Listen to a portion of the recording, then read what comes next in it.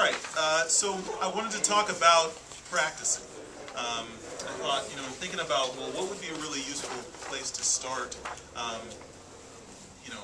masterclass on the Jazz Workshop. I thought it's something that all of us have in common, it's something that all of us do, and I think that it's something that is challenging for everybody. And it's also something that's a little different for everybody. So I thought I would I went through my teaching blog for the past few years and sort of called all the different comments and handouts and different things I had talked about practicing. So I'd like to share some of my observations from teaching and also from my own playing about practicing. And hopefully this will give you a start and some ideas about how to develop your own practice routine. So the things I want to talk about, not necessarily in order, but I want to talk in sort of briefly in broad terms about the idea of improvement, the idea of getting better. I want to give some specific thoughts about what and how to practice. And then I have a handout which I'll go through some of, but that'll also be available on the blog, sort of about some notes on practicing that I've come up with. And then if we have time, I'd love to do just a short sample demonstration with somebody about how to practice something. So let's get started. So just in terms of it's interesting what we do as music. I mean, it's a lot. Music is a lot of things. Music can be a hobby, it can be a passion, but it can be a pastime, just a way to. I mean, in the 18th century, young girls were given piano lessons because it was a way to chaperone them without somebody having to be in the room. If they had a piano and it was sounding, then they knew that everything was cool. So one of the reasons in that age that girls got piano lessons was because of that, just to have a chaperone, have them keep busy. So anyway, it can be a lot of things, but most of us, I think, are in this room because it really draws us, and one of the components it draws playing music draws us to it is this idea of mastery, this idea of accomplishing, getting better at something, finding a way to express, to communicate, to technically, accomplish something that we couldn't before. And I think that's why you would come to a workshop like this, is that you have questions about, well, can I get better? Can I master it? So I think if we're in agreement, that the goal is mastery, that's the approach that I take to music, and that's the approach that I take as a player, because I heard Herbie Hancock play, and I said, I want to do that. I want to do that. How do I do that? And so that was sort of my path. So if we agree about that, then I think we can start to talk about practicing in the context of achieving mastery. And there are many different. I mean, music is one way that people approach mastery. I mean, there's every kind of other path from art, drawing, sports, business. I mean, there's all kinds of ways, but music has these sort of components of mastery in it. So I guess one of the things I would say is that there are many different paths to mastery. There is no one way to get good at something, and you can do that by just go through all those CDs there and look at all the musicians, all masters in some way, but each one of them had a different, maybe similarities, but a different and unique path to gaining that mastery. The other thing about music, playing jazz and any kind of music, is that there's a lot of different things to master. I mean, there's, sort of this, just the things that George was talking about in terms of the kind of things that you need to be able to do to become an improviser. And then a master improviser is like, you need to develop your ears. You need to be able to hear things. You need to be able to sing things. You need to be able to technically execute things. If you're a horn player, you need to learn how to breathe.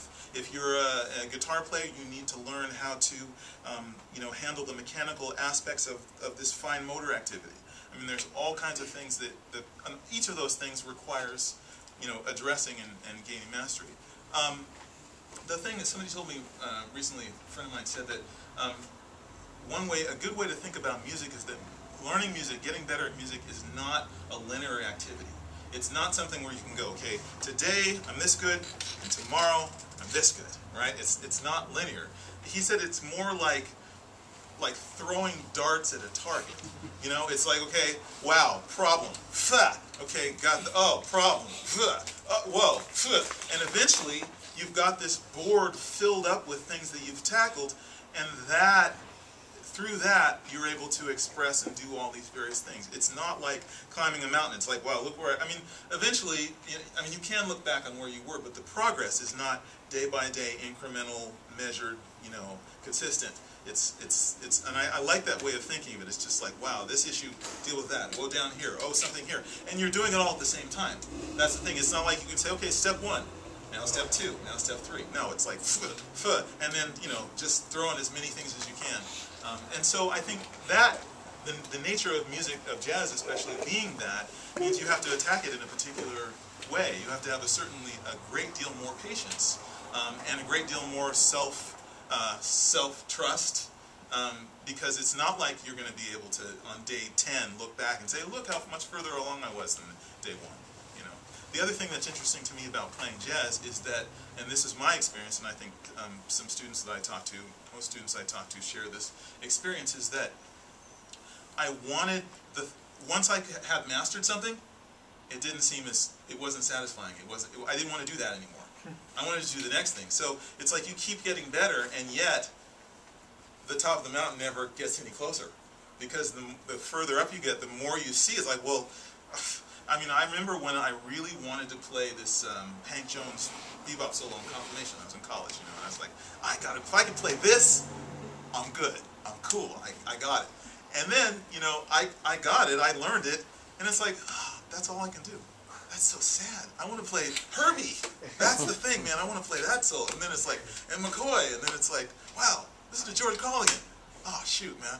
More practice, so more things. So that's one of the things that you also have to, that affects your practice. The fact that as soon as you've mastered something, it's no longer as compelling. And so another way you have to be more patient with yourself and sort of develop that. And I think the thing that George said was really, really important, that music and the pursuit of music is a lifelong pursuit. And there's no way that you can understand what I'm talking about if you're under 30. You cannot, because you have no idea.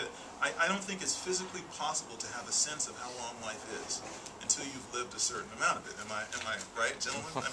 As mature as we thought we were, as much as we thought we had a plan, we knew exactly where we were going, we knew it was going to satisfy us, it's like you don't, I have no idea. When I was, I'll just tell you for myself, when I was like 18, I thought I knew everything. I'd stand on stage, I was a speaker at my high school commencement, I'm like, I am brilliant. I know I have all the answers right now. And so I thought that I was going to have this great music career. I was going to be hugely successful. And at 40, I was going to retire and change careers. I thought, well, maybe I'll be a chef, open a restaurant with all my profits from the music business. I didn't have anybody in the business who was actually telling me the reality. But that was the scope of my life. After 40, I didn't know anybody older than 40, really. I had never thought about what happened in your life after 40. Chilling. After that, it's chilling. So now, at 50, I'm like, wow. I hope I can pass on this insight to people who now, maybe they're smarter than I was. But anyway, so it's lifelong, and I think the thing about lifelong learning is that it goes against the current trend in our culture. It's like, you see a movie, right? You see like The Karate Kid, or you see something, there's this training sequence, right? Where the person becomes the master of their thing. And it takes 10 minutes. 10 minutes or the superhero, they get their power. Spider-Man, it's like, he's like, he's cool, he's Spider-Man, and it took 10 minutes. And I think we absorb that. Our culture is very much passes that on as a believable thing. So we think, somehow deep down, we think it should be like that for me.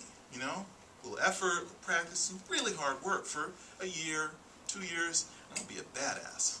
You have to edit that from the tape. And I think that does not serve us very well, because in reality, things take years and years and years, and there is no quick training sequence. Not college, not high school, not a jazz camp. And so I think if we can bring ourselves out of the myth that our culture pervades and into a different way of thinking, maybe an older way of thinking, that understands that the progress in what we're about to do, what we're embarking upon, is something that we will continue to see the fruits of throughout the course of our life, and it may not reach maturation till we're 40. Then we'll be able to talk about, now I can do some stuff.